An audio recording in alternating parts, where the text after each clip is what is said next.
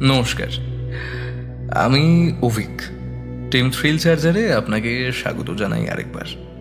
আজকের গল্পটি সম্পূর্ণরূপে না হলেও কিয়দংশ প্রাপ্তবয়স্কদের জন্য, তো সেই জন্য আগে থেকেই ডিসক্লেমার দেওয়া রইল।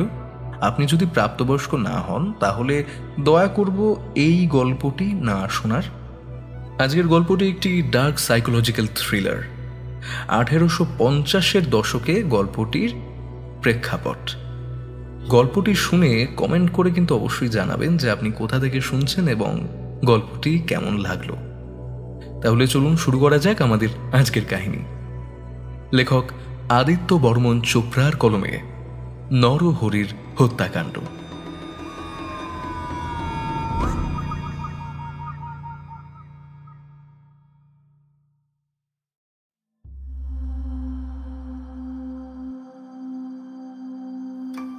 ব্রিটিশদের অধীনস্থ ভারতবর্ষে যা যা উন্নতি হয়েছে সেসব নিয়ে কেউই মাথা ঘামাবে না ভবিষ্যতে, সে আমি ঢের বুঝতে পারছি। তবে আমি মনে করি পাশ্চাত্যের সংস্কৃতি আমাদের দেশীয় গোঁড়া মনোভাব থেকে মুক্ত করেছে। ওই শিকল ছিঁড়ে আমরা বেরিয়ে আসতে পেরেছি। তার আগে তো খালি কুসংস্কার, ধর্মীয় গোঁড়ামি আর অনেকগুলো অবাস্তববাদী মানুষের যথেচ্ছ যৌনাচার ছিল। তারা নারীদের দুয়ারের আড়ালে বন্ধ করে শুধু তাদের যৌন যন্ত্রের মতো ব্যবহার করত। এছাড়া গা হাত পা টিপে দেওয়া, রান্না করা, ঘরের সমস্ত ফাই ফরমাস খাটানো ইত্যাদি ইত্যাদি। নারীদের মধ্যে শিক্ষা দেওয়া, তাদেরকেও একটি স্বাধীন মানুষের রূপ দেওয়া, এসব নিয়ে ওরা কেউ চিন্তাশীল ছিল কি? ছিল না। একটু আধটু যা শিক্ষার বুলি এখন মেয়েরা আওড়াচ্ছে, সবই ওদের কৃপাধন্য হয়ে। আমি মনে করি এই প্রাচীন ভারতীয় উপমহাদেশীয় রীতিনীতি একেবারে বদলে দিতে ব্রিটিশদের আগমন, সর্বোপরি ইস্ট ইন্ডিয়া কোম্পানির আগমন আবশ্যক ছিল। বেন্টিঙ্ক সাহেব আমাদের জন্য যা যা করেছেন আমি তাতে ভীষণ মুগ্ধ। বলা চলে আমি ওনার গুণমুগ্ধ ভক্ত। হ্যাঁ, মানছি ওরা আমাদের দেশীয় নাগরিকদের উপর অত্যাচার করে, কিন্তু একবার ভালো করে ভেবে বলুন তো, ওরকম শিক্ষিত আধুনিক মানুষগুলো এই কালো চামড়ার মানুষের উপর পীড়ন করবে, সেটাই ঠিক নয় কি? আমি তো বলি আলবাত করবে। নমস্কার, আমি একজন উচ্চ পদস্থ সরকারি কেরানি, উচ্চ ব্রাহ্মণ, নাম নরহরি মুখোপাধ্যায়। আমার পিতা শ্রী সুরেন্দ্রনাথ মুখোপাধ্যায় ছিলেন জনকপুর এস্টেটের জমিদার। তারপর আপাতত আমার বড় দাদা শ্রী সুশীল মুখোপাধ্যায় সেই জমিদারি সামলাচ্ছেন। আমি সেসবে কোনো কালেই খুব একটা মনোযোগ পেতাম না। আমার ফর্সা গায়ের রং আর পরিষ্কার ইংরেজি উচ্চারণের জন্যে অনেকেই আমায় সাহেব বলে ভুল করেছেন, এবং আমিও কিছু গরিব কালো চামড়ার মানুষদেরকে সেই সুযোগে এক হাত নিয়েছি। ভীষণ মজা লেগেছে, ভীষণ ভীষণ ভীষণ। আহা, আমায় ওরা যখন সাহেব বলে সম্বোধন করছিল তখন মনের ভেতরটা যেন নেচে উঠছিল প্রবল আনন্দে। আমার ছেলেবেলা থেকে বেশ কিছু ব্রিটিশ বন্ধু রয়েছে। চার্লি গোমেজ আবার আইরিশ ছেলে, আমার সঙ্গে একসাথে হেয়ার স্কুলে পড়ত। আমি বর্তমানে কর্মসূত্রে কলকাতার নিবাসী। কর্নওয়ালিস স্ট্রিটে আমার নিবাস। এখনো কোনো স্ত্রী গ্রহণ করিনি, তবে ইচ্ছে আছে কোনো মেম সাহেবকে পত্নী হিসেবে গ্রহণ করার। আমি বিলেত থেকে ডাক্তারির পাঠ নিয়েছি। সেখানে বুঝেছি ভারতীয়দের ওরা ঠিক কোন নজরে দেখে। যতই আমাদের মধ্যে প্রতিভা থাক না কেন, কালো চামড়ার মানুষদেরকে ওরা সকলেই ঘৃণা করে। প্রফেসর হার্শাল রিচার্ড তো একটি তুখোর বুদ্ধিসম্পন্ন দক্ষিণ ভারতীয় ছেলেকে ক্লাস থেকে বাইরেই বের করে দিলেন অপমান করে, কিন্তু আমায় ওরা সেভাবে ট্রিট কখনোই করেনি। কেমব্রিজ বিশ্ববিদ্যালয় থেকে ডাক্তারি পাশ করে দীর্ঘ কয়েক বছর সেখানে থেকেছি। একদিন হঠাৎ বাড়ি থেকে ডাক এলো, বাবার শরীর খুব খারাপ, যখন তখন চলে যেতে পারেন। আমি আর দেরি না করে চলে এলাম দেশে। কিন্তু আমি পৌঁছানোর আগেই বাবা আমাদের ছেড়ে চলে গেছেন। দাদা অনুরোধ করলেন, নরহরি, অনেক তো থাকলেই বিদেশে, এবার একটু দেশে ফিরে আয়। দেশেই তো এলাম, আর কিভাবে আসবো? তুই জানিস আমি ঠিক কি বলতে চাইছি। দেশে এবারটা থেকেই যা, আর ফিরে যাস না। তুই পাগল নাকি? আমি এই পোড়া দেশে পড়ে থেকে নিজের ট্যালেন্ট নষ্ট করবো? অত বোকা আমি নই। দেখ ভাই, এই জমিদারি কিন্তু মোটেও মুখের কথা নয়। তুই বরাবর সাদা চামড়ার বাদরগুলোকে ভালোবাসিস, শ্রদ্ধা করিস, কিন্তু তুই যদি মনে করিস যে বাইরে থেকে ওদের আনুগত্য প্রকাশ করবি, তাহলে কিন্তু তুই ভুল ভাবছিস। বরং তুই এখানে থেকে ওদের সঙ্গে কাজ করলে তোর উন্নতির সম্ভাবনা বেশি। কি? সেটা কি করে হয়? দেখ, যতই ময়ূরের পালক লাগাস না কেন, বিদেশের মাটিতে তুই একজন ব্লাডি নিগার ছাড়া আর কিছু নয়। দাদা, তুই তেরে এলেও এই কথা যে আদতে সত্যি সেটা তুই জানিস ভালো করেই। তাই আমায় না ধমকে নিজেকে নিজে প্রশ্ন কর, আমি ঠিক বলেছি না ভুল। আমি থমকে গেলাম। কিন্তু আমার একটা অ্যাম্বিশন আছে, একটা ভালো লাইফ কাটানোর ইচ্ছে আছে। I simply cannot get trapped inside this territory. সেটা আমার ট্যালেন্টকে অসম্মান জানানো হবে। জানি তুই এমনটা ভাবছিস হয়তো, কিন্তু তুই একটা সাধারণ ডাক্তার নয়। তোর শরীরে জমিদারি রক্ত রয়েছে। আজ আমার অবর্তমানে তুই এই জমিদারির দেখভাল করবি, রক্ষণাবেক্ষণ করবি, গরিব মানুষদের সহায়তা করবি, আর ইন্দো ব্রিটিশদের সান্নিধ্যে থেকে সরকারের মাথা হতে পারবি। দাদার কথাগুলো আমার চোখে লোভের জন্ম দিয়েছিল। আমি ভীষণ মাত্রায় আমার ভবিষ্যৎ দেখতে পেয়েছিলাম। ঠিকই তো, বড়জোর বেশ কিছু ইউরোপীয় দেশে ওদের চিকিৎসা করে করে আমায় বুড়ো হতে হবে। অর্থের চেয়েও পাওয়ার ব্যাপারটায় আমার লোভ বেশি। আমার শরীরে বইছে জমিদারি রক্ত।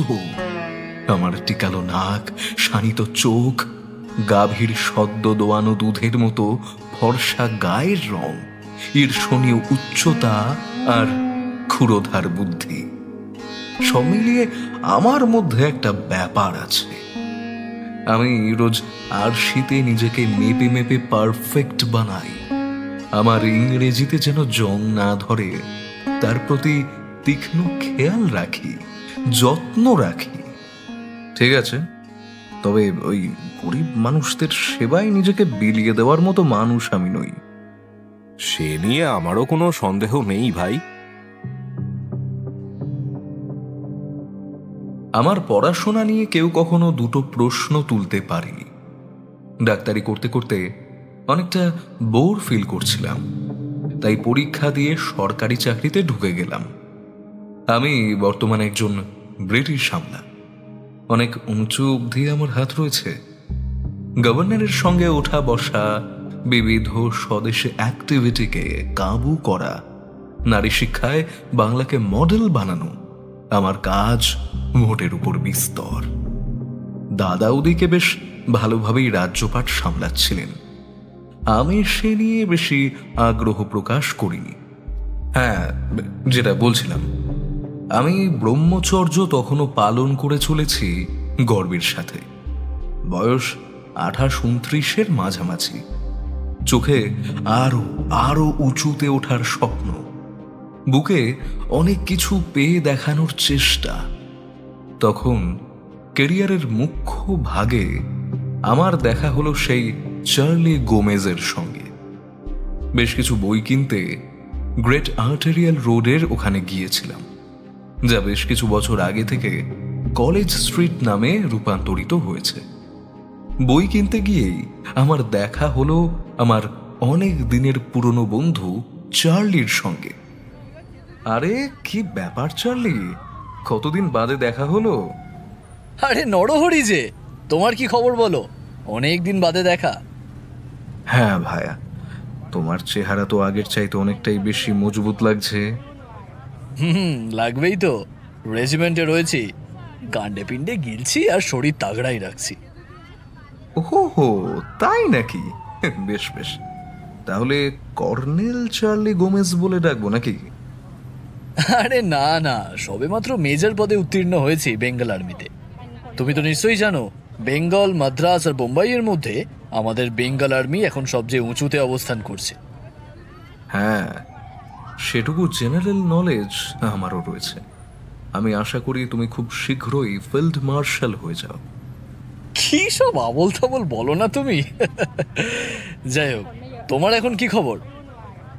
আমি তো আমলা পদে রয়েছি, ডালহৌসি সাহেবের সঙ্গে ভালো যোগাযোগ রয়েছে। এই যে ইংরেজিকে ছাত্রদের মগজে ঢুকিয়ে দেওয়া আর গ্রাউন্ড লেভেলে গিয়ে সেই নিয়ে কাজ করা আমারই আন্ডারে হচ্ছে। তো you son of a, it's pretty amazing Narahari. তবে তুমি ডাক্তারি পড়তে গিয়েছিলে না? সে বিস্তর গল্প চার্লি। তোমার পরিবারের সবাই কেমন আছেন? আমাদের গল্প সেখান থেকে চলতে লাগলো আমার বাড়ি অবধি। দুজনে হাঁটতে হাঁটতে গল্প করতে করতে শেষমেশ গিয়ে উপনীত হলাম আমার বসার ঘরে। চার্লি বিদেশি হলেও বাংলায় জন্মকর্ম হওয়ায় লুচি আর সাদা আলুর তরকারির প্রতি ওর এক অমোঘ টান রয়েছে। একেবারে এক থালা শেষ করে দিতে পারে পলকের মধ্যে। আমি পাকশালার দিকে আওয়াজ দিলাম, চার্লি যতক্ষণ না পরাজিত হয় ততক্ষণ লুচি ভাজা যেন বন্ধ না হয়। চার্লির মিলিটারি দক্ষতা নিয়ে আমার ধারণা না থাকলেও তার পেটুক স্বভাবের প্রতি আমার বিনম্র শ্রদ্ধা জন্মালো। শেষমেশ প্রায় 50-এর অধিক লুচিদের খতম করে তার বন্দুকের নল থামল। বজ্র বিদ্যুতের মতো একখানা ঢেঁকুর তুলে বলল, আহ, দীর্ঘদিন বাদে এমন একটা ভোজ খেলাম কারুর বাড়িতে। নরহরি, তোমার রান্নার লোকটিকে আমি বকশিস দিতে চাই। আমি না করলাম না। সুবলের মা বকশিস নিয়ে চার্লিকে নমস্কার জানিয়ে আঁচল ঢাকা দিল। আমি বললাম, বুঝলে চার্লি, তোমাদের আমাদের দেশের নেটিভ সিটিজেনরা অনেক খারাপ ভাবে হয়তো, কিন্তু আমার মনে হয় তোমরা না থাকলে এত উন্নতি এই পোড়া দেশে কখনোই সম্ভব ছিল না। তবে নরহরি, তুমি যখন আমার দেশের প্রশংসা করছো, তখন আমিও তোমার দেশের প্রশংসা করি। তোমাদের দেশের মতন এমন উদার দেশ কিন্তু খুব কম পাওয়া যায়। এত ডিফারেন্ট শ্রেণীর, বর্ণের, ধর্মের লোকেরা একসঙ্গে সহবাস করছে, এটাও কিন্তু অনেক উঁচু মানসিকতার পরিচয়। সবকিছুই শেষমেশ দারিদ্রের কাছে হার মেনে যায় চার্লি। পেটে আর পকেটে না থাকলে কোথায় যাবে এত সব উদার মানসিকতা? এই দীর্ঘ 28-29 বছরে আমি শিখেছি, স্কারসিটি বাড়লে ডিগনিটি জানলা দিয়ে পালায়। তাই আমি বিশ্বাস করি ক্যাপিটালিজমে। আমাদের মধ্যে ডিবেট চলতে লাগলো সব কিছু নিয়ে। আমি নতুন এক ধরনের গোঁফ রেখেছি যেটা চার্লির খুব পছন্দ হলো। সে বলল, তোমার মতো একেবারে আইডেন্টিক্যাল একটা গোঁপ আমি রাখবো এবার। খুব ভালো লাগলো স্টাইলটা। তাই? এর মধ্যে এত কি আছে আমি নিজেই বুঝলাম না এতদিন। আসলে কি বলতো, সামনেই তো বিয়ে বলে কেমন একটা লজ্জার হাসি হাসলো চার্লি। আমি এবার ওকে চেপে ধরলাম। এতক্ষণ আমাদের কথা হলো, আর এই গুরুত্বপূর্ণ বিষয়টা একেবারে চেপে গেলে লুচি তরকারির আড়ালে। কে সেই ভাগ্যবতী মেম সাহেব যার অনামিকায় তুমি আংটি পরাবে? সে বলতামই ভাই। আসলে ব্যাপারটা হচ্ছে, সবকিছুই খুব তাড়াহুড়োয় হয়ে গেল। তবে সে কোনো মেম সাহেব নয়, একজন সাধারণ বাঙালি মেয়ে। কি বাঙালি মেয়ে?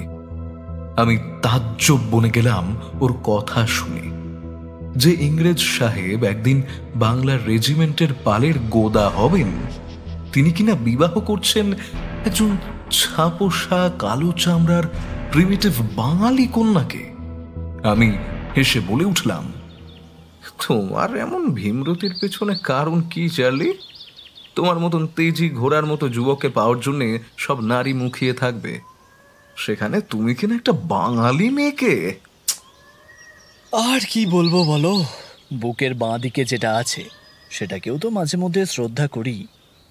তো সে কি কোনো জমিদার কন্যা নাকি? না না, একেবারেই ছা পোষা মেয়ে, নিবাস বেন্টিং স্ট্রিটে। তাই নাকি? তার বাবা কি করে? তার বাবা আমাদের ব্যাটালিয়নে রয়েছেন হাবিলদার হিসাবে। কি, তোমার বাড়িতে এটা মেনে নেবে? নিয়েছেন। আসলে মেয়েটা একটা ব্রাইট স্টুডেন্ট, আমিও চাই ও বিলেতে পড়তে যায়। মেয়েটি জুভেনাইল স্কুল থেকে খুব ভালোভাবে পাশ করেছে। আমি ওকে বেথুন স্কুলে অন্তর্ভুক্ত করতে চাই, আর তারপর বিলেতে পাঠাতে চাই।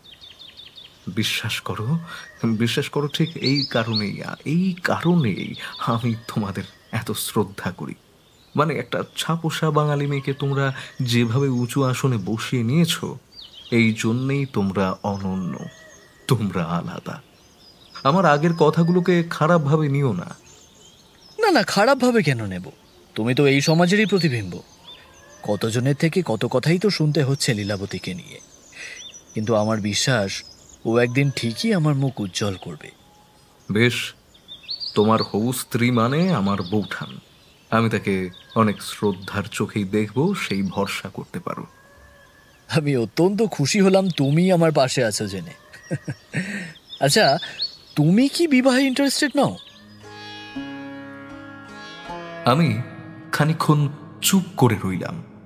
আসলে কেরিয়ারের দিকে মন দিতে গিয়ে নিজের ক্ষয়িষ্ণু যৌবনের দিকে তাকানো হয়নি। বিয়ে করলে একেবারে মেম সাহেবকেই করব, এই ধারণার বেড়াজালে আমি আটকে রয়েছি দীর্ঘদিন ধরে। আমি বললাম, আসলে সেরকম তো কখনো ভাবা হয়নি, তবে তবে আমি তোমাদেরই কোনো মেয়েকে বিবাহ করতে চাই। বাহ, সে তো ভালো প্রস্তাব। আমি তাহলে সেই রকম কোনো ব্যবস্থা করব কি? করবে করবে নিশ্চয়ই করবে। তুমি আমার এত পুরনো বন্ধু। দেখো না, যদি আমার এই আশাটাকে পূরণ করা যায় কোনোভাবে। তুমি কোনো চিন্তা করো না, আমার সন্ধানে বেশ কিছু নারী রয়েছে যাদের বাপ ঠাকুরদা সকলেই তোমার কোয়ালিফিকেশনের কথা শুনলে এক বাক্যে মেয়েকে অর্পণ করে দেবেন। বলছো? তাহলে একটু দেখো না গো, আমিও একলা একলা জীবন কাটিয়ে যাচ্ছি, একটা সঙ্গী পেলে ভালো হতো। স্টুডেন্ট হলেও চলবে, আমি তাকে পড়াশোনা করাবো সানন্দে। বেশ, আমি তোমায় জানাচ্ছি। আজ তাহলে উঠি।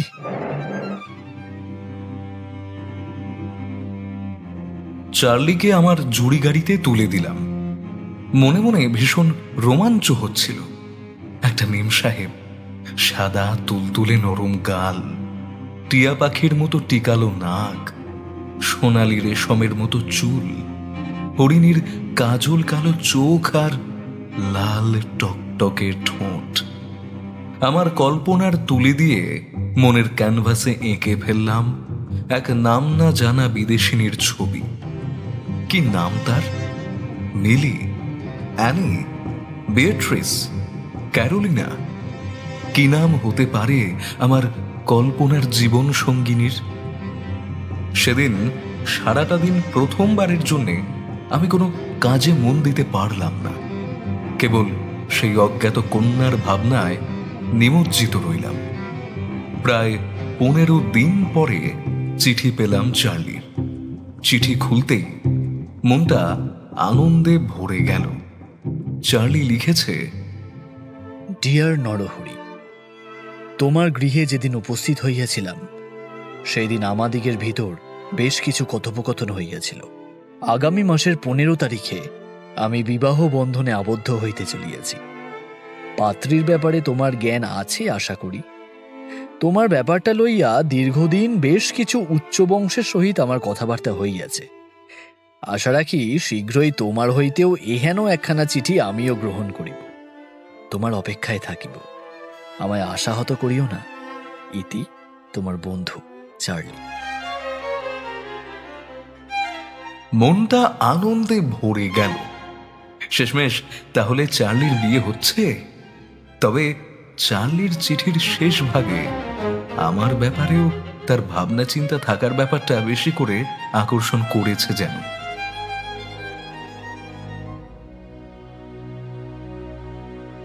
কেটে গেল একটা মাস হাওয়ার মতো। এর মাঝে বারংবার ঝাঁসি, বোম্বাই, মাদ্রাজ যাওয়ার কারণে সময়ের গতিময়তাকে ঠাহর করতে পারিনি। বড়লাট ডালহৌসি সাহেব যে এখন বেশ যুগান্তকারী কিছু একটা ভাবছেন সেটা বুঝতে পেরেছি। তবে এখনো আমি তার আদেশ অন্ধের মতোই পালন করে চলছি। চার্লির বিবাহ অনুষ্ঠান কিন্তু একেবারেই বিদেশি রীতি মেনে হলো না, বরং বলা চলে সাধারণ বাঙালি বিয়ের মতোই হলো। চার্লির পরিবার খুবই উদার মনস্ক, সে কথা আমি আগেই ঠাহর করতে পেরেছিলাম। পাত্রীর নাম লীলাবতী, একটা দোতলা ঈষৎ ভাঙা বাড়ি। শুনলাম ওদের পূর্বপুরুষের তৈরি করে যাওয়া এই বাড়িখানা। চাঁদোয়া টাঙিয়ে নিতান্ত বাঙালি মতে বিবাহ অনুষ্ঠান হলো। চার্লি রেজিমেন্টের বেশ কিছু অফিসারও এসেছিলেন, আমাকেও তাদের মতোই খাতির যত্ন করা হলো। লীলাবতী খুবই মিষ্টি একটি মেয়ে, তার কথাবার্তা চালচলনে শিক্ষার ছটা লক্ষ্য করা যায়।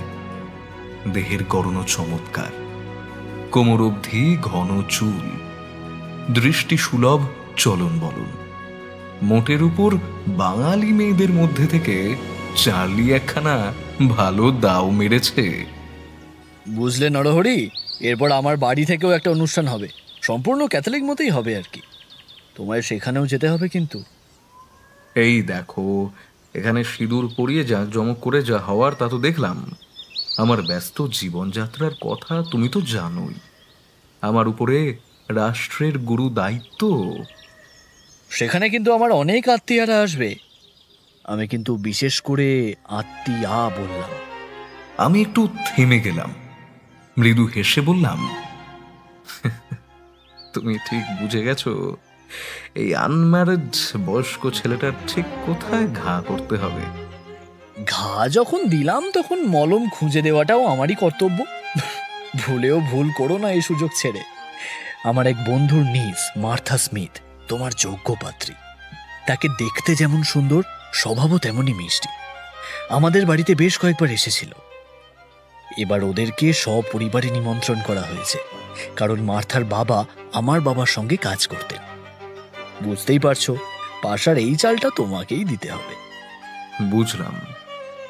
ওর সম্পর্কে আমায় আর কিছু বলো না এখন, তাহলে সেই চিন্তায় আমার কাজ বাজ লাটে উঠবে একেবারে।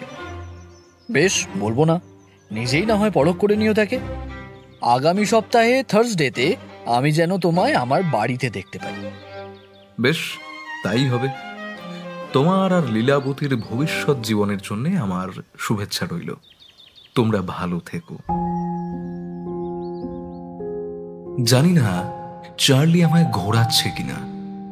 আমি ভেবেছিলাম হয়তো এই অনুষ্ঠানেই আমার সঙ্গে কারোর একটা পরিচয় করিয়ে দেবে। আমি নিজে চাইলেই নারীদের সান্নিধ্য লাভ করতে পারি। এই তো আমাদের অফিসে কত কন্যা দায়গ্রস্ত সাহেব আছেন, কিন্তু তবুও কোনো এক আকস্মিক অনিচ্ছায় আমি নিজে থেকে কথা বাড়াইনি। বিলেতে থাকাকালীন বেশ কিছু নারীর সংস্পর্শে এসেও আখেরে কিছুই করে উঠতে পারিনি ভাগ্যের দোষে। মেয়ে মানুষদের পাওয়ার জন্যে ভাগ্য প্রয়োজন। আমি হয়তো সেখানে এক অভাগা। যাই হোক, আমিও অপেক্ষা করে রইলাম আগামী সপ্তাহের বৃহস্পতিবারের জন্যে।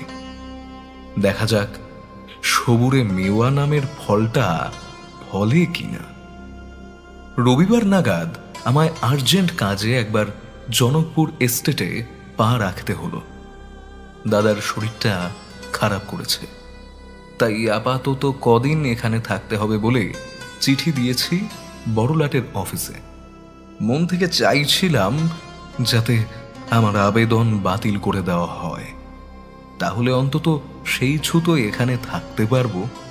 কিন্তু কোন প্রসন্নতায় যে আমি ছুটি পেয়ে গেলাম জানি না, এখন কোনো অজুহাত বেঁচে নেই যাকে শিখণ্ডী করে আমি কলকাতায় পড়ে থাকব। সেদিন খুব ঝড় বৃষ্টি হচ্ছিল।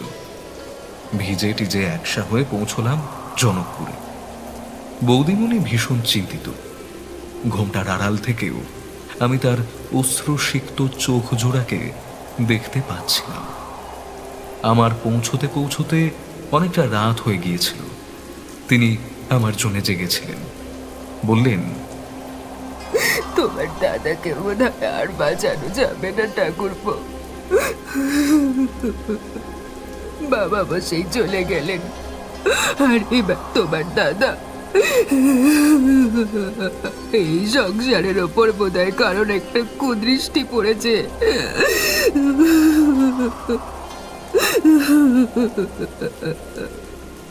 বৌদিমণি, আপনি আমার মায়ের মতো কথা বলছেন। মাও এভাবেই কথা বলতেন। যাই হোক, এখন তো আমি এসে গেছি, আর কোনো চিন্তার অবকাশ নেই। আমি নিজে দাদার শুশ্রূষা করব। 2 দিন সময় দিন, দাদা ঠিক সেরে উঠবে। আমার ডাক্তারি বিদ্যাটাকে কাজে লাগাবার একটা সুযোগ বহুদিন বাদে পেলাম। দাদার পালস খুব উইক, গায়ে ধুম জ্বর। জিভের ভেতর অবধি টর্চ মেরে দেখলাম, চোখের পাতা নামিয়েও দেখলাম। আমার কাছে যা ওষুধপত্র আছে তাতে দাদার সেরে উঠতে বেশি সময় লাগবে না। দাদা বিড় করে বলল, আমি বোধহয় আর বেশি দিন বাঁচব না ভাই। তুই একটু এই জমিদারি খানা দেখিস। এসব বলিস না দাদা, তোর কিছুই হয়নি রে।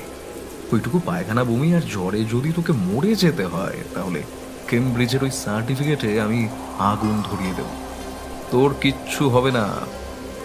তোর উপর আমার অনেক ভরসা আছে, তুই আমায় ভালো করে তোল। একবার মনটা কেমন করে উঠল, আর শীতে নিজের দিকে তাকালাম।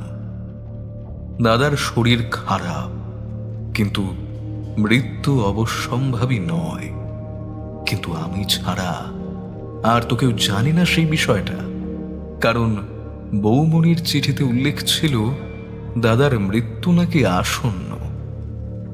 দাদা খুবই ভালো মানুষ, অন্তত আমার সঙ্গে কখনো কোনো খারাপ কাজ করেনি।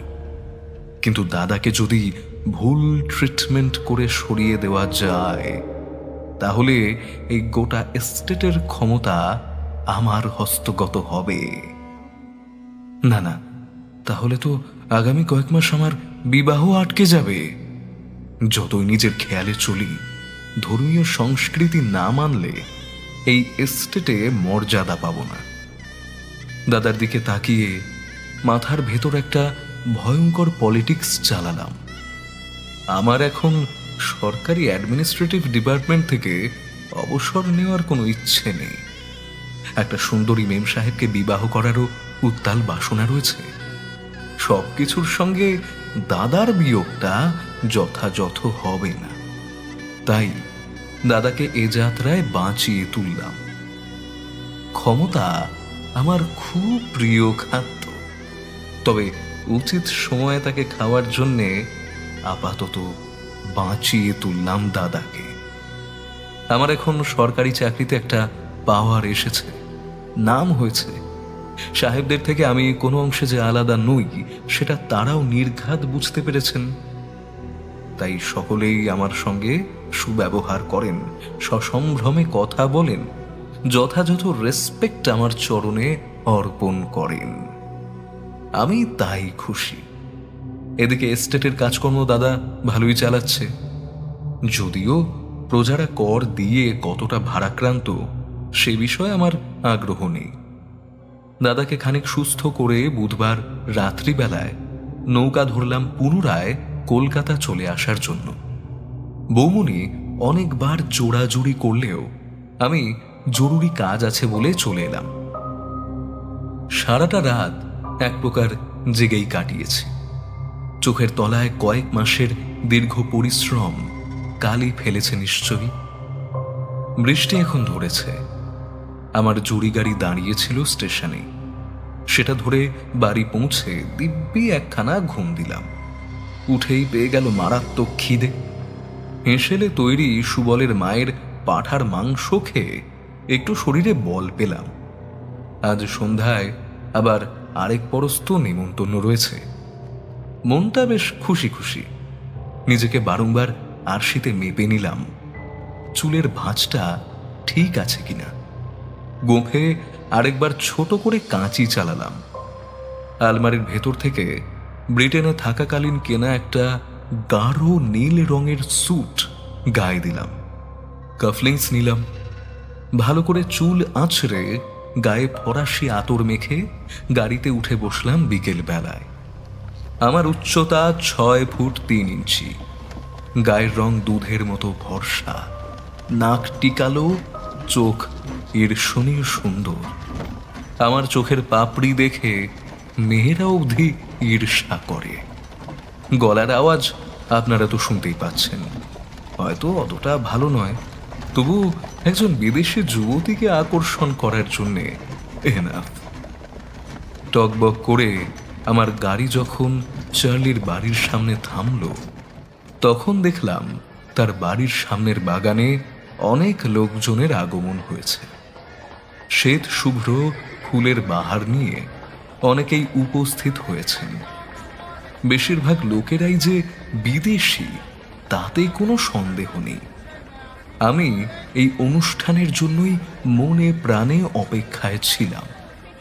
আমি হাতে করে নিয়ে এসেছি একটা বড় ফুলের তোড়া, আর সেই সঙ্গে এনেছি জন আর্নল্ড অ্যান্ড সন্সের তৈরি দুটি পকেট ক্রোনোমিটার, বা গোদা বাংলায় বললে পকেট ঘড়ি। চারিদিকে লোকজন একে অপরের সঙ্গে কথাবার্তা বলছে, সুরার পাত্রে ঠোঁট ডুবাচ্ছে, আর এক এক করে চার্লি এবং তার স্ত্রীকে অভিবাদন জানাচ্ছে। আমি আপাতত কাউকে চেনার মধ্যে পেলাম না। এগিয়ে গেলাম নব দম্পতির উদ্দেশ্যে। আরে আরে নরহরি যে, দারুণ লাগছে তোমাকে পেয়ে। আমি লীলাবতীকে বলছিলাম তোমার কথা, বুঝতেই পারছো কি বলতে চাইছি। আমি একটু লাজুক চোখে তাকালাম লীলাবতীর দিকে। তার মুখে আজ কোনো কাপড় নেই, অর্থাৎ আঁচল দিয়ে নিজেকে ঢেকে রাখার প্রথা চার্লি এখানে তাকে অবলম্বন করতে দেয়নি। সে আমার দিকে তাকিয়ে মৃদু হাসল। আমি হেসে বললাম, আমি জানি না চার্লির মশকরার জবাব কি দেব, তবে তার আগে একবার একটু এই উপহারগুলো দেখে নিন। ফুল আর ঘড়ি দেখে চার্লি আর তার স্ত্রী যার পর নাই খুশি হলো। চার্লি হেসে বলল, অসম্ভব খুশি হয়েছি ভাই, এর হয়তো কোনো সীমা পরিসীমা নেই। I knew you would bring something that nobody did. দেখলে লীলাবতী, এত মূল্যবান একটা উপহার এনেছে নরহরি। লীলাবতী সপ্রশংস ভঙ্গিতে মাথা উপর নিচে নাড়ল। চার্লি আমায় নিয়ে এবার ঢুকলো বাড়ির ভেতর অংশে। বলল, মার্থার কথা তো আগেই বলেছিলাম, আপাতত ও আমাদের সব কাজিনদের সঙ্গে রয়েছে। মার্থা স্মিথ নামটা মনে আছে তো? তা মনে নেই আবার। বেশ, চলো তোমার সঙ্গে পরিচয় করিয়ে দিই। একটা ঘরে অনেক অল্প বয়সী ছেলে মেয়ে বসে আড্ডা দিচ্ছিল। এরা সবাই যে সাহেব তার বলে দিতে হয় না। কারো কারো হাতে মদিরার গেলাস, কারো কারো হাতে অন্য কারোর হাত। ঘরে ঢুকতেই সকলে আমাদের দুজনের দিকে তাকালো। চার্লি পরিচয় করিয়ে দেওয়ার ভঙ্গিতে বলল, hello everyone, please pay attention here. ইনি আমার বাল্যকালের বন্ধু মিস্টার নরহরি মুখোপাধ্যায়, বর্তমানে লর্ড ডালহাউসির ডান হাত। এই যে সব সরকারি কাজকর্ম তোমরা সবাই দেখছো, সব বিল ইনিই পাশ করছেন। এককালে ডাক্তারি পড়েছেন কেমব্রিজে, কিন্তু শুধু দেশের সেবা করবেন বলে দেশে ফিরে এসেছেন। আমার এহেন ইন্ট্রোডাকশন শুনে নিজেই চমকে উঠলাম। নিজেকে বেশ বিজ্ঞ ব্যক্তি লাগছিল। একটা মেয়ে সেই ভিড়ের মধ্যে থেকে বলে উঠল, তাহলে এখানে এসে ডাক্তারি না করে অ্যাডমিনিস্ট্রেটিভ ডিপার্টমেন্টে কেন কাজ করছেন? আমি চমকে উঠলাম তার কণ্ঠস্বর শুনে। দুর্গাপুজোর সময় আমাদের জনকপুরে যখন পেঁজা তুলোর মেঘ কাশফুলের উপর দিয়ে বয়ে যায় মাইলের পর মাইল, ঠিক সেরকম একটা অনুভূতি হলো। ভীষণ মিষ্টি, ভীষণ সুন্দর, শরীরের রোমকূপে মৃদু ভাইব্রেশন তৈরি করে ছুঁয়ে গেল যেন। আমি গলাটা খাঁকড়ে বলে উঠলাম, আসলে আমি নিজে একজন জমিদার বংশের সন্তান, তাই সেদিক থেকে এই কাজ আমার রক্তেই বলতে পারেন। একই কাজে বোর্ডম এসে যাওয়ায় আপাতত এই কাজটা করছি। মানুষের সেবায় আপনার বোর লাগলো বুঝি? সেবায় নয়, এখনো তো আমি মানুষের সেবাই করছি, তাই না? এই যে এডুকেশনাল ইনস্টিটিউশনগুলো পরপর তৈরি হচ্ছে মেয়েদের জন্যে, তার পেছনে কত অক্লান্ত পরিশ্রম আছে জানেন? ভারতীয় গোড়া সমাজের শত্রু ভারতীয়রা নিজেরাই, তাই সেখানে মেয়েদের জন্য কিছু করাটা যতটা পুণ্যের, ঠিক ততটাই কষ্টের। মেয়েটি আর কিছু বলল না, হাতে একটা ওয়াইনের পাত্র নিয়ে বসে রইল নরম গদিযুক্ত চেয়ারের উপর।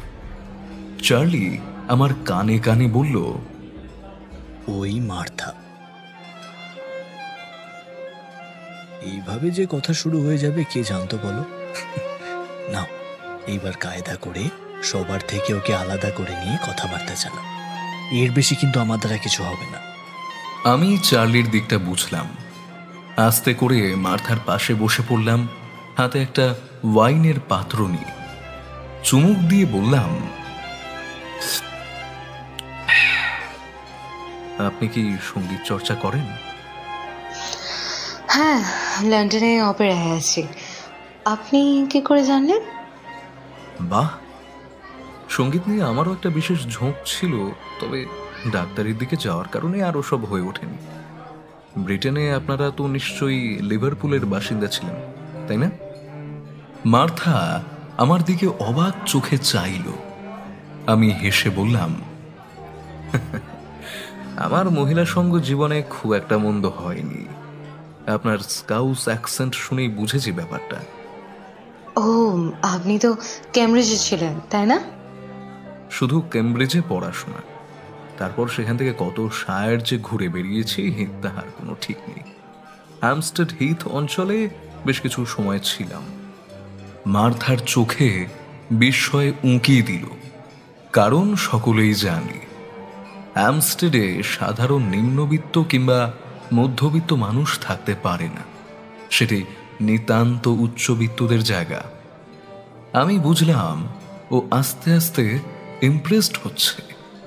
মেয়েটি নিচু গলায় বলল, ইফ আই মে, একটা জিনিস জিজ্ঞাসা করতাম। আর ইউ ম্যারিড? আমি নিজেই এবার একটু ঘাবড়ে গেলাম যেন। হেসে বললাম, না না, বিবাহ এখনো করিনি, অপেক্ষায় আছি যোগ্য জীবনসঙ্গী পাওয়ার। মেয়েটি দেখলাম কোনো লজ্জা পেল না, সেরকম স্বাভাবিক মুখে আমার সঙ্গে বাকি কথা বলতে লাগলো। মানে ওই প্রশ্নটা যেন একটা জেনারেল নলেজের কোয়েশ্চেন ছিল। কোনো সুযোগ পাচ্ছি না দেখে আমি আগ বাড়িয়ে বললাম, আপনি নিশ্চয়ই ভবিষ্যতে একজন দক্ষ অপেরা সিঙ্গার হয়ে বেশ দক্ষ সাহেবকে বিবাহ করবেন। মার্থা খানিকক্ষণ কিছু বলল না, আরেক গ্লাস হাতে নিয়ে বলল, এখনো সেসব নিয়ে কিছু ভাবিনি। লন্ডনে ফিরে যাব আবার, আপাতত সেখানেই রয়েছে কাজের সূত্রে। এই দেশটাকে আপনার কেমন লাগে? ভালো, অন্যরকম, কিন্তু ভালো। গরম বেশ পড়ে বটে, তবে এখানকার লোকজন খুবই ভালো। এখানকার শাস্ত্রীয় সঙ্গীত আমাদের থেকে অন্য ধরনের, কিন্তু অ্যাগেন খুবই ভালো। 7 বছর বয়স থেকে এখানেই তো বেড়ে উঠেছি। এই 3 বছর আগে বাবা জোর করে পাঠালেন ব্রিটেনে ওই অপেরায় যোগ দেওয়ার জন্য। ও, আপনার বিশেষ ইচ্ছে নেই বুঝি? আছে, কিন্তু ওই আর কি। আপাতত এখানে কতদিন আছেন? জানি না, হয়তো আরো 10 দিন। এই 10টা দিন সম্ভবত 10-এর কম। আমায় মার্থার আরো কাছাকাছি যেতে হবে। জানি না ও আমার প্রতি ইন্টারেস্টেড কিনা, কিন্তু নিজেকে ইন্টারেস্টেড করে তুলতে হবেই হবে। আরো দীর্ঘক্ষণ কথাবার্তা চলার পর বুঝতে পারলাম ওর বিশেষ ইচ্ছে নেই অপেরায় টিকে থাকার। একজন সঙ্গীত শিল্পী, যে কোনো শিল্পী যদি হয়, তাহলে শিল্পের প্রতি তার গভীর শ্রদ্ধা, ডেডিকেশন চোখে মুখে প্রতিফলিত হয়। কিন্তু সেরকম কোনো স্পার্ক আমি মার্থার মধ্যে দেখতে পেলাম না। ভাবলাম একবার চার্লির মাধ্যমে মার্থার প্যারেন্টের সঙ্গে মিট করি। তাদেরকে যদি কোনোভাবে হাত করা যায় তাহলে আরো ভালো হয়। আমি সেই কথা চার্লিকে জানালাম। এত কিছুর মধ্যেও চার্লি আমায় হেল্প করলো। বুঝতে পারছি আজ ওর ব্যস্ততা চারিদিকে, তবু একটা কারণে ও আমার কাছে সারা জীবনের জন্যে কৃতজ্ঞতা স্বীকার করেছে। আমার যদিও ওকে সেই ব্যাপারটা মনে করিয়ে দিতে হলো না। মার্থার বাবা মায়ের সামনে হঠাৎ করে আমায় নিয়ে যেতে বারণ করলাম। আগে জানলাম তাদের সম্পর্কে।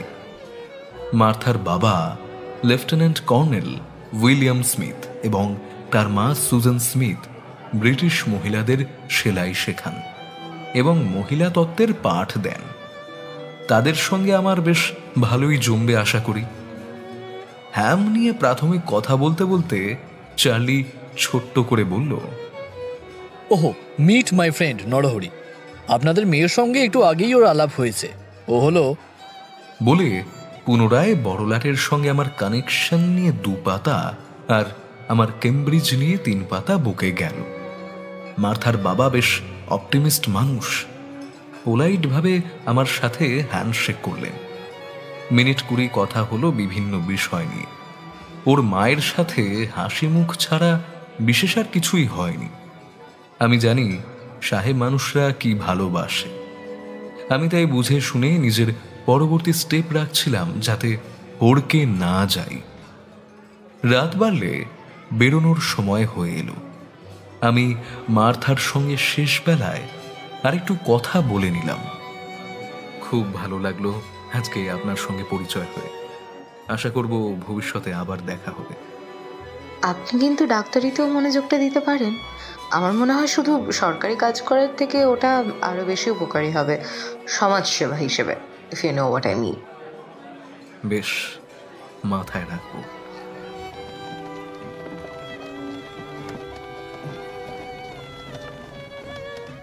গাড়ি করে ফিরে এলাম বাড়িতে। মাথার মধ্যে চলতে থাকলো ওর কথাগুলো। না, আমি ওর প্রেমে এতটা হাবুডুবু খাইনি যে পরদিন গিয়ে নিজের ইস্তফা ধরিয়ে আসব। আমার উপর অনেকগুলো দায়িত্ব আছে। তবু এইটুকু জানি যে আগামী 2 সপ্তাহ আমি কলকাতাতেই থাকব। তাই আবার সুযোগ খুঁজতে হবে মার্থার সঙ্গে দেখা করার। প্রায় 5 দিন পেরোনোর পর আমি নিজেই মার্থার বাড়ি থেকে নিমন্ত্রণ পেলাম। ব্যাপারটা খুবই অবাক করার মতো। কি কারণ সেসব জানি না। ঘরে নিচতলায় যখন আমি কাজে ভীষণ মগ্ন, তখন হঠাৎ আমার কাছে চিঠি এলো নিমন্ত্রণের।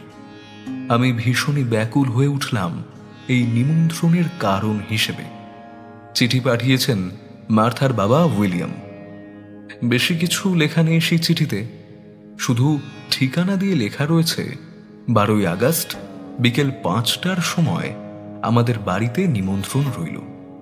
বিশেষ কথা আছে। আমি তো এর কোনো অর্থই বুঝতে পারলাম না। 12 তারিখ মানে আগামীকাল। ভদ্রলোক আমার ঠিকানা জানলেন কিভাবে? এর মানে চার্লি ও কিছু বলেছে নিশ্চয়ই। ভীষণ কাজ থাকায় আর এদিকে মন দেওয়ার সময় হলো না। সত্যি বলতে আগামীকাল বিকেলে যাওয়ার সময়টুকুও আমার কাছে নেই। তাই গোটা রাত জেগে জেগে কাজ করতে হলো বিকেলের সময়টুকু বের করার জন্যে। পরদিন বিকেলে যখন চিঠিতে দেওয়া ঠিকানায় গিয়ে পৌঁছলাম, তখন আমি বেশ ক্লান্ত আর নার্ভাস। এসো এসো ইয়াং ম্যান, তোমারই অপেক্ষাতে ছিলাম। তুমি নিশ্চয়ই জানো আমার পরিচয়। হ্যাঁ, আমাদের তো কথা হয়েছিল চার্লির বাড়িতে। না না, আমার পেশাগত পরিচয়ের কথাই বলছি। চার্লির থেকে নিশ্চয়ই তুমি জেনেছো আশা করি। ও হ্যাঁ, আমি আশা করি আপনিও চার্লির থেকে বেশ কিছু জিনিস জেনেছেন। I like you. I really like you, lad. You are a smart ass, I would say. তোমার বন্ধু চার্লি থেকে আমার সবটা জানতে হলো বলে একটু খারাপই লাগছে। আমি চেয়েছিলাম তোমার মধ্যে একটু ব্রেভারি থাকুক আমার মেয়েকে প্রপোজাল দেওয়ার। আমি নিঃসন্দেহে আকাশ থেকে পড়ার মতো অবাক হলাম। যেখানে আমাদের সাধারণ বাঙালি মেয়েদের মোটামুটি ঘরের ভেতর বন্ধ করে রাখা হয়, সেখানে বাবা বলছেন মেয়েকে প্রপোজাল দেওয়ার কথা। উনি আবার বললেন, I happen to know about your reputation. You are a fine young lad. Any father would want his daughter to get married with. তুমি ভারতীয় বলে তোমার উপর আমার কোনো অসন্তোষ নেই, কারণ আমি খবর নিয়েছি তুমি শুধু ভারতীয় নও, তোমার গায়ের চামড়ার সঙ্গে সঙ্গে ভেতরেও যথেষ্ট সাদা চামড়া আছে। আমি হালকা হেসে উঠলাম। ভদ্রলোকের চোখ দুটো তখনও জ্বলছিল। উনি যেন আমার ভেতরটা আবিষ্কার করে ফেলার মতো করে বললেন, ক্যামব্রিজে ডাক্তারি পড়েছো, এখন ডালহৌসির সঙ্গেই এক প্রকার বলা যেতে পারে কাজবাজ করছো। আশা করি আমাদের ব্রিটিশ কলোনিয়ালের উপর তোমার অগাধ আস্থা আছে। আচ্ছা স্যার, আমি দেশগত পরিচয় এদেশি হলেও মনে প্রাণে একজন ব্রিটিশ বটে। আমি বুঝতে পেরেছি সেটা। তবে তুমি কি এখানেই থাকবে বলে ভেবেছো, নাকি ব্রিটেনে সারা জীবনটা কাটাবে? আপাতত এখানেই থাকার ইচ্ছে আছে, পরের জন্য বাঁচিয়ে রেখেছি বাকিটা। এখানে যে ক্ষমতাটা উপভোগ করছি তা কি ব্রিটেনে পাবো? এই তো আমি ঠিক শুনেছি তোমায়। ক্ষমতার লোভ যতক্ষণ না একটা পুরুষ মানুষ উপভোগ করে ততক্ষণ সে সফল হতে পারবে না। তুমি সফল হবে। You do have a bright future ahead my boy. যাও, আমার মেয়ের সঙ্গে দেখা করো। আমি অবাক হলেও যেন মনে মনে জানতাম এমন একটা কিছু হবে। তাই পকেটের ভেতর একটা রিং রেখেছিলাম। তারপর কি হলো? বেশ বৃষ্টি হচ্ছে গত কয়েকদিন ধরে। আজ আমার আর মার্থা স্মিথের বিবাহের 5 মাস হয়েছে। ফেব্রুয়ারির হালকা ঠান্ডায় বৃষ্টি ব্যাপারটা খুব ভয়ানক। কখন যে আপনাকে সর্দিতে বিছানায় কুপোকাত করে দেবে তার গ্যারান্টি নেই। আমি এখন রয়েছি আমার কর্নওয়ালিস স্ট্রিটের বাড়িতে। না, আমি সেখানে নেই। আমি আছি চিতপুর রোডের সেই বাড়িতে যেখানে থাকতো চার্লি। আপনারা জানেন চার্লিকে, আমার আইরিশ বন্ধু, যার একমাত্র স্ত্রী লীলাবতী। চার্লিকে বেশ অনেক সময়ের জন্য এখন বাইরে থাকতে হচ্ছে। তার একটা বড় দায়িত্ব আছে বলে কথা। চার্লি এখন কর্নেল হয়েছে, তাই তার দায়িত্ব অনেক। সেখানে আপাতত একটা যুদ্ধে বেশ কিছু ভারতীয় সৈন্যদল নিয়ে যেতে হয়েছে তাকে। যাওয়ার আগে আমায় বলেছিল, ভাই, লীলাকে নিয়ে যেতে পারলাম না, তুমি ওর একটু খোঁজ খবর নিও, আমি চিঠি লিখব। ভাইয়ের কথা আমি রেখেছি, তাই তো এখন। ছাড়ুন না। লীলা বিছানা ছেড়ে উঠে গেল। ওর ওই কাঁধ অবধি ঝোলানো চুল নগ্ন পিঠের নিচে গিয়ে শেষ হয়েছে। দুলিয়ে দুলিয়ে সে হেঁটে কলসি থেকে 1 গ্লাস জল নিয়ে খেল, আর চোখে আমার দিকে তাকিয়ে নিজের গায়ে আস্তে আস্তে জলের গেলাস উল্টে দিল। ওর থুতনি পেরিয়ে সেই জলরাশি স্তনযুগলের গিরিখাত বেয়ে নামতে থাকলো নাভির দিকে। আমি তৃষ্ণার্ত চাতক পাখির মতো সেটা পান করতে লাগলাম। তারপর দাঁড়িয়ে লীলাকে খুব শক্ত করে ধরলাম। ওর কোমর পেরিয়ে আমার হাত দুটো নেমে গেল আরো নিচে। ও নিজেও আমার শক্ত করে জড়িয়ে ধরেছে, আমার ঠোঁট ওর ঘাড়ের কোনায় চেপে বসেছে। ভীষণ নেশা লাগছে আজ। কি যে নেশা লীলাবতীর মতো একটা সাধারণ বাঙালি মেয়ের, তা হয়তো জানতেও পারতাম না যদি না এমন একটা পরিস্থিতি কখনো তৈরি হতো। চার্লির চোখ জহুরির মতো। গত 2 মাস ধরে তার অনুপস্থিতির বিন্দুমাত্র আঁচ আসতে দেইনি আমি লীলাবতীর উপর। আমার পিঠে আঁচড় কাটল সে পরম যত্নে। আমি বুঝতে পারছি ও কোকিয়ে উঠছে আরামে। আমিও দাঁত বসাতে লাগলাম ওর ঘাড়ে। বুঝতে পারলাম পরকীয়ার চাইতে রহস্যময় উত্তেজনা আর কিছুতে নেই।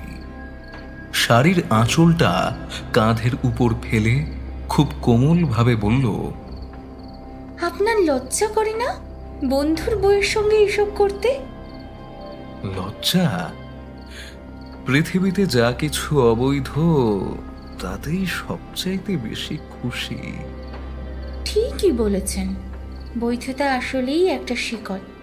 কেউ তো বেঁধে দিতে পারে না আমার শরীর সারা জীবন কাকে চাইবে, তাই না? না, পারে না। চার্লি ঠিকই বলেছিল, তুমি একটা সাধারণ বাঙালি মেয়ে নও। আচ্ছা, ও তোমায় চিঠি লিখে? এই তো গত পরশু একখানা চিঠি পেলাম। যুদ্ধের বর্ণনা, বেঁচে থাকার বর্ণনা দিয়ে চিঠি লিখেছে।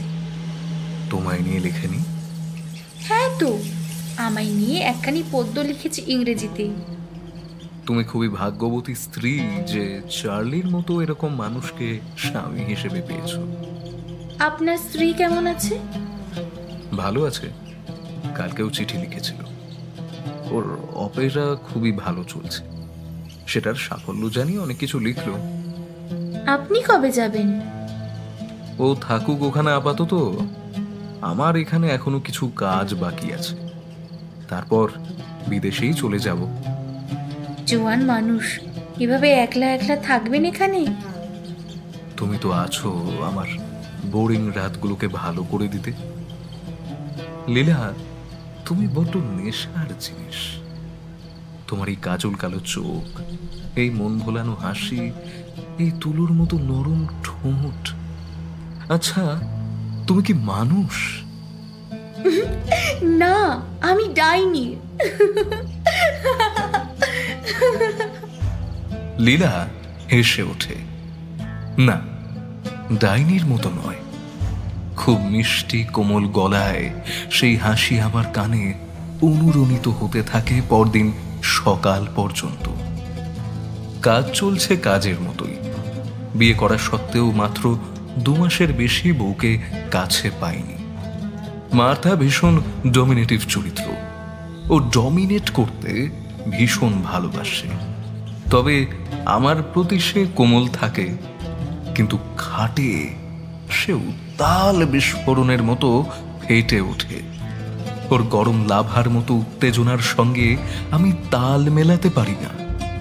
আমিও বোল্ড, আমিও চঞ্চল, কিন্তু মার্থা যেন আমায় হারিয়ে দেয়।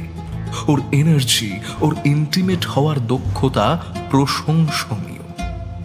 একটা ভারতীয় পুরুষের উপর ভীষণ অপমান হতে পারে ভেবে আমিও সাধ্যের ঊর্ধ্বে খেলা চালিয়ে যেতাম। কিন্তু লীলা আমায় বোঝে। ও জানে ধীর স্থির ভালোবাসা কাকে বলে। ও আমায় হারাতে চায় না, ও আমায় সঙ্গে নিয়ে জিততে চায়। কাজের চাপে ভীষণ বিরক্ত হয়ে পড়লে এই লীলাবতী নামক ঔষধটা 2 ফোঁটা জিভে দিলেই আমি ঠিক হয়ে যাই। ওর ঘর থেকে যখন বেরিয়ে এলাম, তার আগে নিশ্চিত হয়ে নিলাম পাড়ার প্রতিটা বাড়ির আলো নিভেছে কিনা। গোটা রাতটা কাটাতেই পারি, কিন্তু পরদিন ভোরে যদি ঘুম না ভাঙে, সেই ভয়ে বেরিয়ে পড়তেই হয়। চুপি চুপি নিঃশব্দে গরমেও মাথাটা কাপড়ে জড়িয়ে জোরে হেঁটে যাই। কোনো কোনো রাস্তায় কুকুরেরা গলায় শান দিয়ে চেঁচায়। আমি কোনো দিকে না তাকিয়ে চুপচাপ হাঁটতে থাকি। আমার ঘোড়ার গাড়িটাকে নেই নাই বেলায়। হ্যাঁ, অবশ্যই তার কারণ আছে, পাছে কেউ ধরতে পেরে যায় আমার নৈশ অভিসার। বাড়ি গিয়ে ক্লান্ত দেহটা লীলার কথা মনে করে ঘুমিয়ে পড়ে। স্বপ্নে আমি দেখি আমার ডান দিকে লীলা আর বাঁ দিকে মার্থা, দুজনে যেন আমায় জাপটে ধরে শুয়ে প্রবল প্রেম মাখা চোখে তাকিয়ে আছে। আমি ওদের দুজনের কপালে চুমু খাচ্ছি। ওরা ধীরে ধীরে আমার নাইট গাউনে টান দিচ্ছে আর রোমশ বুকে আঙুল বোলাচ্ছে। ঠিক বৃত্তাকার করে তাদের আঙুল আমার বুকের লোমগুলিকে পাকিয়ে তোলে। আমি অবশ হয়ে যাই, মুহূর্তরা থমকে যায়। দীর্ঘকালীন স্ত্রীকে না পাওয়ার বেদনা আমার স্বপ্নে তার প্রতিফলন ঘটায় বোধ হয়। না দেখা কষ্ট, না বোঝা দুঃখগুলোকে অক্লেশে মিটিয়ে দেয় ওরা দুজনে ভাগ করে। দুটি এমন রূপবান তন্নির ঠেলায় আমার দেহ তখন ভালোবাসার সকল সীমা পার করে ফেলেছে। আমি তখন সম্ভবত মেঘেরও ঊর্ধ্বে বিচরণ করছি। আমায় আর কেউ ছুঁতে পারছে না। নির্বোধেরা এই অনুভব বুঝবে না, তারা সারা জীবন মেয়েদের ছোট করেই যাবে। কিন্তু আমি জানি মেয়েদের মধ্যে যে ক্ষমতা লুক্কায়িত আছে তা কোনো পুরুষের মধ্যে নেই। ঘুম ভাঙে আর সেই সাথে রোজকার রোজনামচা শুরু হয়। কোথায় বিবাহের পর একটু স্ত্রীর সঙ্গে রসবোধে জীবন কাটাবো তা নয়, আমায় কাটাতে হয় যত সব বুড়ো ভাম অফিস কলিগদের সঙ্গে। টাইপরাইটারের খুটখাট শব্দ, লোকের চেঁচামেচি, ফাইলের উপর জমে থাকা ধুলো আর উপর মহলের অর্ডার। মাঝে মাঝে মনে হয় আমি সন্ন্যাস নিয়ে ফেলি কিংবা আমার এস্টেটে ফিরে যাই। কিন্তু তারপর ভেসে ওঠে লীলার মুখখানি। ওর ওই রকম চাঁদপানা মুখ দেখে আমার সমস্ত দুঃখ কষ্ট শান্তিতে বদলে যায়। কলকাতায় না থাকলে ওর সঙ্গে ওই নৈশ অভিসারগুলো সম্পূর্ণ হবে না। না না, এরকমটা আমার দ্বারা হবে না। আগে বুঝিনি ভারতীয় নারীদের কদর, কিন্তু লীলাকে দেখে ধীরে ধীরে মনে হচ্ছে, ইস, আমি যদি তাকেই বিবাহ করতাম। না না, আমার একটা বউ আছে, ফুটফুটে বিদেশি বউ। তার অপেরায় নির্ঘাত অনেক লোকে তার গান শুনে বাহ বাহ করছে। আমার বরাদ্দ কেবিনে বসে এসব ভাবতে ভাবতেই একটা ছোকরা এসে আমার ধ্যান ভঙ্গ করল। স্যার, পিয়ন এসেছে, আপনার একটা চিঠি আছে। ও, পাঠিয়ে দাও। নিজের সই করে বেশ হাসি হাসি মুখ করে চিঠিটা গ্রহণ করলাম। আমার স্ত্রী মার্থার চিঠি। সে লিখেছে, প্রিয় নরহরি, দীর্ঘদিন ধরে তোমায় না দেখিবার বাসনা আমার মর্মে বড় আঘাত হানিয়াছে। প্রত্যহ ভোরে তোমার সুপুরুষ কায়াকে চিন্তা করিয়া ঘুম হইতে উঠি। দিন চলিয়াছে বড্ড একঘেয়ে হয়ে। বারংবার তোমার কথাগুলি স্মৃতিতে ভাসিয়া রয়। তুমি আমার জীবনের একমাত্র পুরুষ, যাহার প্রথম বলাতেই আমি নিজেকে সঁপে দিয়েছিলাম। হায় ঈশ্বর, প্রত্যেকটি দিন তাহার নিকট প্রার্থনা করি তোমার সন্নিকটে যেন যাইতে পারি শীঘ্রই। তোমার সহিত কাটানো কয়েকটি দিন আমার জীবনের একটি পরম অধ্যায় হইয়া রইয়াছে। যা হোক, গত পরশু লন্ডন থিয়েটারে আমার প্রতিবেদন, মূলত আমার গ্রুপের প্রতিবেদন সকলের মনে ধরিয়াছে। বিশেষ কিছু সংবাদপত্রে তাহা লইয়া পর্যালোচনা কম হইল না। আমার আশা ছিল তুমি যদি একদিন আমার গান স্বয়ং তোমার কানে শুনিতে, তার চাইতে বেশি ধন্য হয়তো আমি কিছুতেই হইতাম না। ইতি, তোমার ভাগ্যবতী মার্থা। আমি যেন শ্বাস বন্ধ করে পড়ছিলাম চিঠিটা। মার্থা আমায় এতটা ভালোবাসে? তার চোখ মুখ আবার আমার মাথার ভেতরে ঘুরপাক খেতে লাগলো। মার্থা, মার্থা স্মিথ, একটি সম্ভ্রান্ত পরিবারের মেম সাহেব। ছেলেবেলা থেকে যাকে পাওয়ার জন্য আমি হাঁক পাক করতাম, সেই মেম সাহেব। তার গায়ের রং, তার চোখের মনির রং, চুলের সোনালি আভা, দেহের লালচে লাবণ্য, আহা! পৃথিবীর সবচেয়ে দুর্লভ একটি মানুষ আমার মার্থা। লন্ডনে তার এখন জয় জয়কার হয়েছে। আমায় আমায় শিগগিরই সমস্ত খবরের কাগজ আনাতে হবে। যে করেই হোক, যাকে দিয়েই হোক, আমায় আনাতেই হবে। আমি তখনই একজনকে আদেশ পাঠিয়ে দিলাম টেলিফোনে, লন্ডনের সমস্ত কাগজ আমার চাই, আজ থেকে 25 দিন আগে থেকে আজকে অবধি। কোথায় কখন কি বেরিয়েছে সেটা দেখবার বাসনা বড্ড। মনে হলো, ইস, যদি একবার ওকে ধাপ্পা দিতে পারতাম ওখানে গিয়ে। ফ্রন্ট রোতে বসে আমি শুনতাম কিভাবে আমার মার্থা গলা মেলায় ওই অপেরার দলে। চাইলেও যে আমি যেতে পারবো না আমার শত সহস্র কাজ ছেড়ে, সে আমি জানি। আজকে আর রাত্রিবেলায় লীলার কাছে যাব না, একটু দূরত্ব কমিয়ে দেব। ইদানিংকালে যে কটি চিঠি মার্থা লিখেছিল তার কোনোটাই আমায় এভাবে ছুঁতে পারেনি। এটি নিঃসন্দেহে ইতিহাসের অন্যতম সংবেদনশীল একটি প্রেমপত্র। আমার মনটা এরপর বেশ কয়েকদিন ব্যাকুল হয়ে রইল মার্থার সাফল্য কাগজে পড়ার জন্য। বেশ কয়েকদিন আর চিতপুর রোডের ওই বাড়িতে যায়নি। লীলাবতী সাহস করে আমায় চিঠিও পাঠায়নি, তবে আমার মন বলছিল ও আমার অপেক্ষায় আছে। যতবারই ওর কথা মনে হতো ততবারই আমি মার্থার দেওয়া চিঠিটা পড়তাম। গালগুলো নিজের অজ্ঞাতেই লালচে হয়ে উঠত। আমি জানতাম লীলার অত ক্ষমতা নেই যে আমায় প্রশ্ন করবে, চোখে চোখ রেখে আঙুল উঁচিয়ে জিজ্ঞেস করবে, কি আমায় এখন শুকনো আখের মতো লাগছে তো? সব রস শুষে নিয়ে ঠিক ছিপড়ের মতো ফেলে দিলেন তো? না না না না না, লীলার চোখে সেই ঔদ্ধত্য আমি দেখিনি। বরং ও শান্ত মেয়ের মতোই মেনে নেবে হয়তো। বেশ কয়েকদিন পেরিয়ে গেল, এখনো আমার হাতে পত্রিকা এসে পৌঁছলো না। জাহাজে করে আসতে সময় লাগবে জানি, তবে অপেক্ষা করে থাকাটা আরো বেশি কষ্টের। অদ্ভুতভাবে একদিন বিকেলে আমার ঘরে এলো আরেকটি চিঠি, মার্থার লেখা। মার্থা সাধারণত এত ঘন ঘন চিঠি পাঠায় না। বুঝলাম এর অর্থ আগের চিঠিটা আসতে একটু বেশি সময় লেগেছিল। ঠিকই, তারিখটা ছিল 1 মাস আগের। এই তারিখটায় দেখাচ্ছে মাত্র 18 দিন আগে লেখা। যাই হোক, ভীষণ আগ্রহ নিয়ে খুললাম চিঠিখানি।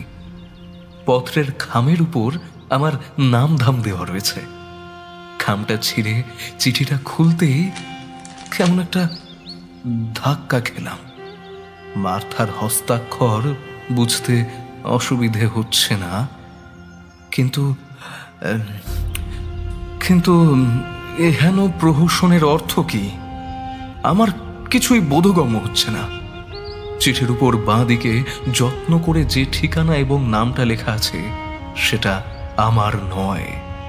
সেখানে লেখা রয়েছে, to Charlie Gomez, 31 national roadway, Pegu, Burma. Charlie এখন বার্মায়? হঠাৎ আমার মনে পড়ে গেল দ্বিতীয় অ্যাংলো বার্মা যুদ্ধের কথা।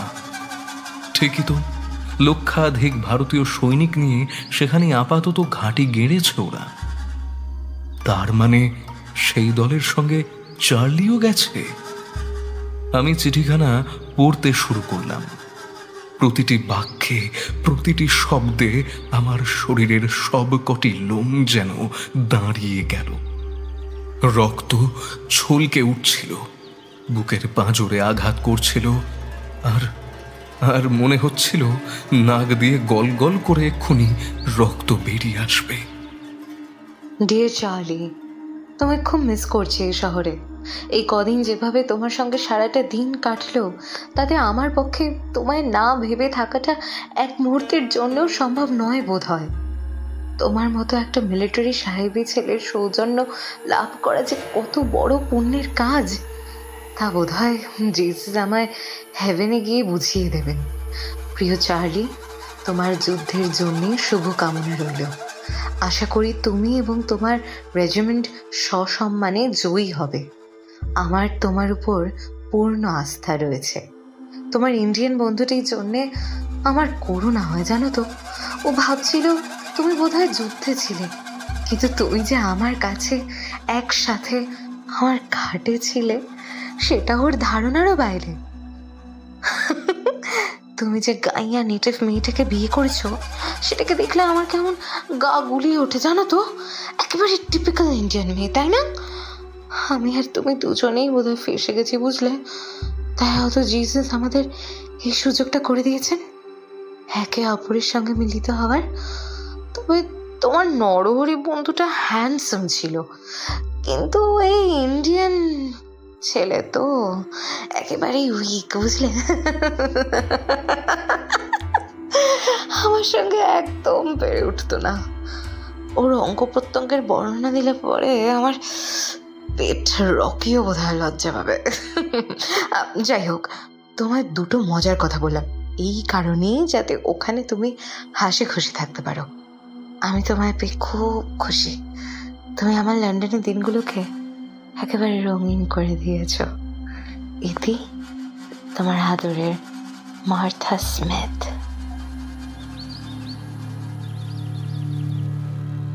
দু চোখ বুজে রইলাম কিছুক্ষণ।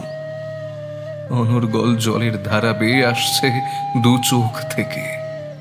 কেন কেন কেন কেন কেন আমার সাথে এমনটা হলো? কেন আমার সঙ্গে এমনটা করলো চার্লি? ওর যদি আগে থেকে এমনটা শখ ছিল, তাহলে কেন মার্থার সঙ্গে নিজে বিবাহ করলো না? আমি প্রচন্ড রেগে গিয়ে আমার টেবিলটাকে তুলে আছাড় মারলাম। সব কাগজপত্র চারিদিকে ছড়িয়ে ছিটিয়ে গেল। এখন কি হবে? এখন কি করব আমি? কি করলে শান্তি পাবো আমি? তার মানে এতগুলো দিন মার্থা যে চিঠি আমায় পাঠিয়েছিল সেগুলো সবই অন্তঃসার শূন্য। ভাগ্যিস আজ সে খামের ভুল করেছে বলেই আমি জানতে পারলাম। ভাবতে ভাবতে আরো কষ্ট হতে লাগলো। বিশ্বাসঘাতকতা, আমার সাথে বিশ্বাসঘাতকতা হয়েছে। এই ক্রাইমের রিপোর্ট আমি কোথাও লেখাতে পারবো না। এই চিঠিতে যা যা লেখা আছে সেসব আমাকে পাতালের নিচে নামিয়ে দেয়, আমায় মেরে ফেলে টুটি টিপে। কাউকে এই জিনিস আমি দেখাতে পারবো না, কিছুতেই পারবো না। দরজা খুলে বেরোতে গিয়ে দেখলাম আমার কাজের লোকেরা সবাই ভয়ে কাঁপছে। চিঠিখানা পকেটে করে বেরিয়ে পড়লাম বাড়ির বাইরে। কোথায় যাব? লন্ডন? বার্মা? কোথায় যাব এখন?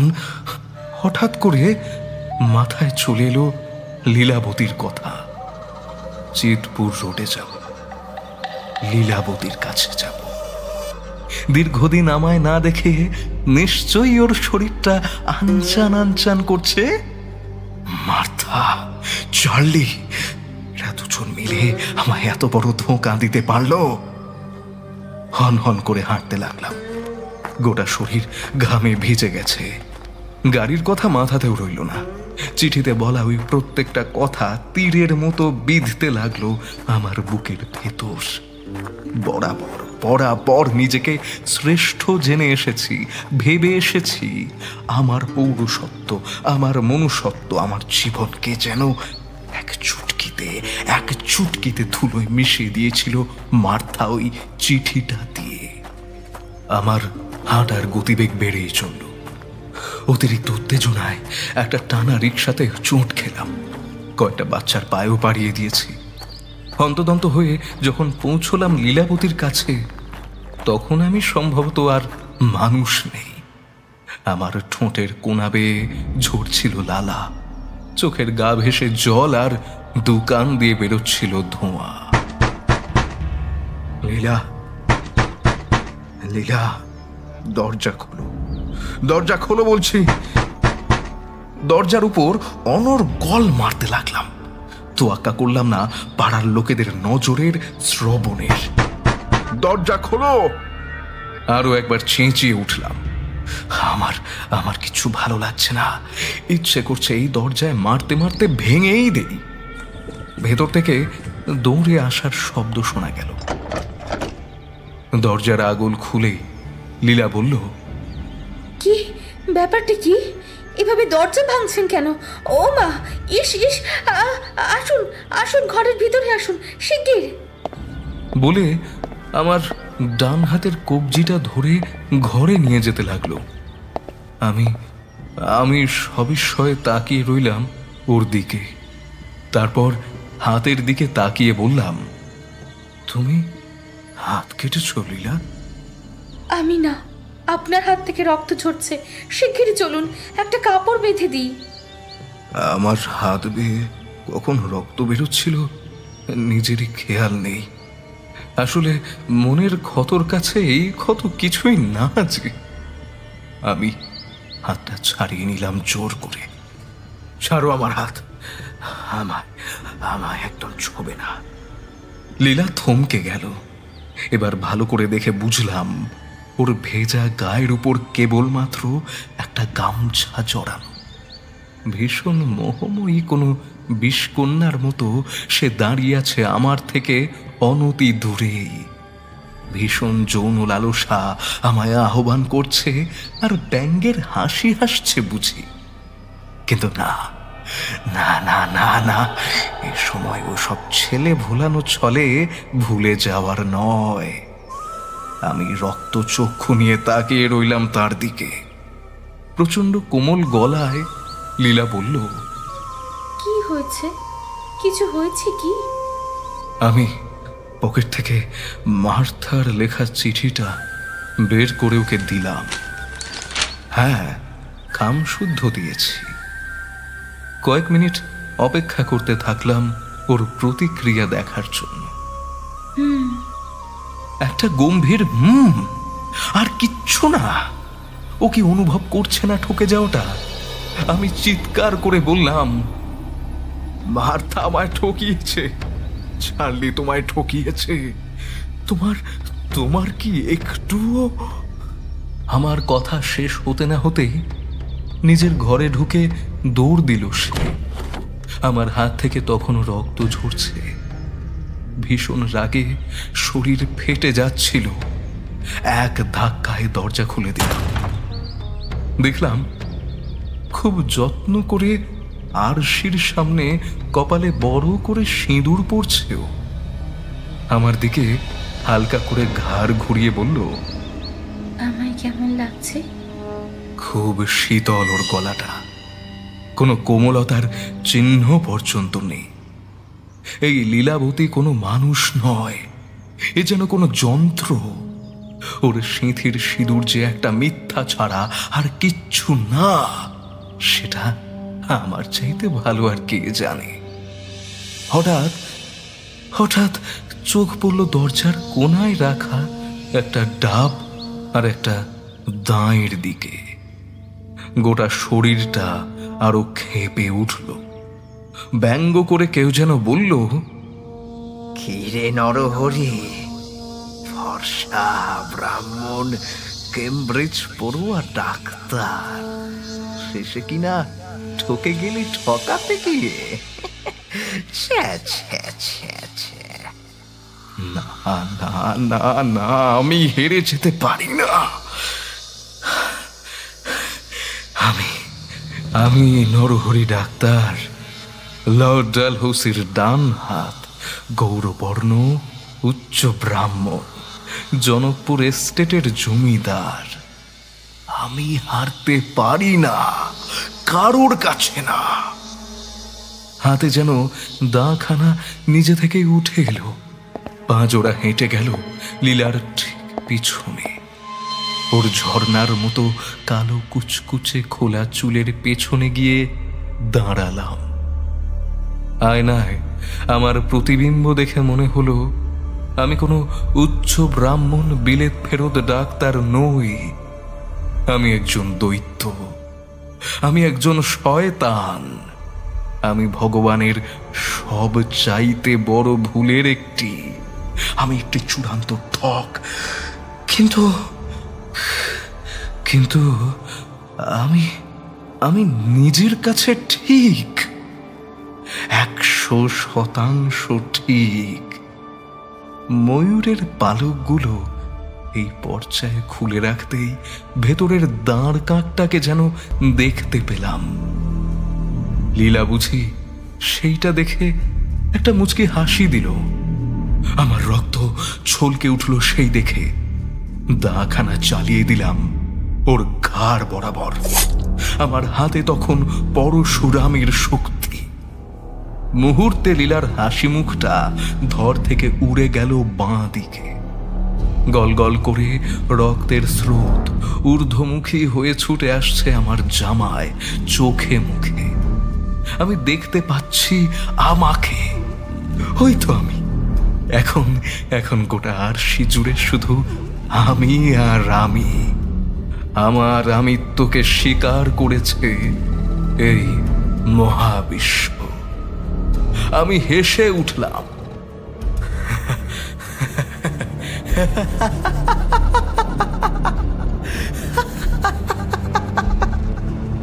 আমার চোখের কোণ বেয়ে অনর্গল রক্তের ধারা নেমে যাচ্ছিল। রক্তের কষাটে স্বাদ শরীরকে গরম করে দেওয়ার জন্য যথেষ্ট। লীলার কাটা মাথাটা আমার দিকেই যেন তাকিয়েছিল হাসি মুখে। আচ্ছা, কি যেন জিজ্ঞেস করেছিল সে? ওকে কেমন লাগছে? এসে বললাম, খুব ভালো লীলা, তোমায় খুব সুন্দর লাগছে। দেশে মেয়েদের কোনো বিকল্প হয় না যে।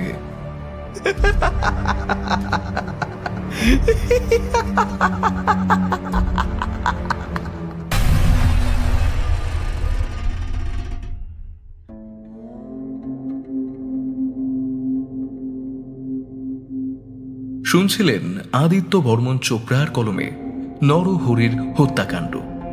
আজকের গল্প পাঠে ও নরহরির ভূমিকায় ছিলাম আমি অফিক। বিভিন্ন চরিত্রে সৌমিক, রৌনক, বর্ণালী, সুপ্রজা, পার্থ অরণ্যদেব, পিয়ালি এবং আমি অভিক। শব্দ সংযোজনে দেবরাজ দে। আবহ নির্মাণ সুজয়। প্রচ্ছদ নির্মাণ সৌভিক ফ্রম পিক্সেলেট। গল্পটি কেমন লাগলো অবশ্যই জানান আমাদের কমেন্ট বক্সে, এবং এরকম গল্প আরও শুনতে চাইলে সাবস্ক্রাইব করুন থ্রিল চার্জারকে। তাহলে দেখা হচ্ছে আগামী আরেকটি কাহিনীতে। ততক্ষণ ভালো থাকুন, সুস্থ থাকুন এবং সাবধানে থাকুন। ধন্যবাদ।